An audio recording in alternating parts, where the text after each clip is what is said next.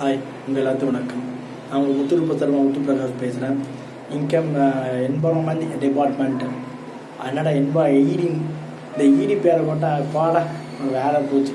இன்றைக்கி அது எத்தனை பேர் வீட்டுக்கு ஈடி போச்சு, எத்தனை எதிர்கட்சிகள் ஈடி போச்சு, அந்த ஒரு பேச்சு தான் அவங்க எல்லாத்துக்கும். ஆமாங்க, இந்த வாட்டி ஈடி ரைடு ஒரு சிக்க வைக்கணும்னு நினைக்கிறது ஒரு பெரிய தலையை, அதாவது ஒரு சின்ன தீமுங்களான்னு ஒரு பேச்சு எழுது. சின்ன தீமுங்களா யாருன்னு கேட்பீங்க, நம்ம துணை முதலமைச்சராக இருக்கக்கூடிய நம்ம உதயநிதி ஸ்டாலின் அவர்கள், அவர் நெருங்கிய நண்பர் ரித்தீஷ், அதுக்கப்புறம் சில பேர் அவருடைய சொந்தத்தில் பொண்ணெடுத்து ஆகாஷ்ன்ற ஒருத்தர், இவங்களுக்கெல்லாம் ஈடி ரைடு போயிருக்குது. ஆகாஷ்ன்றவர் நம்ம சிம்பு தனுஷ் போன்ற படங்களுக்கு ப்ரொடியூசர் பட் டைரக்டராக இருந்தவர்.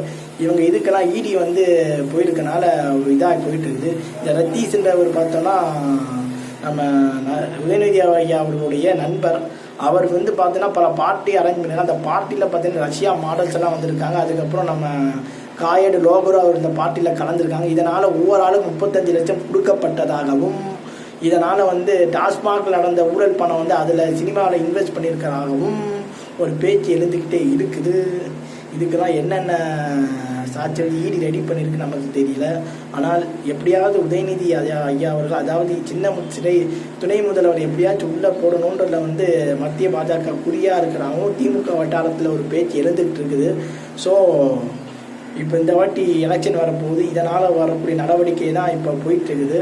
ஸோ அடுத்த ஈடியில் இவர் சிக்குவாரா, ஈடி என்னென்ன எவிடன்ஸை கலெக்ட் பண்ண போதுன்றதை நம்ம பொறுமையாக தான் பார்த்தாங்கன்னு சொல்லி என்னுடைய வீடியோ நான் முடிச்சுக்கிறேன்.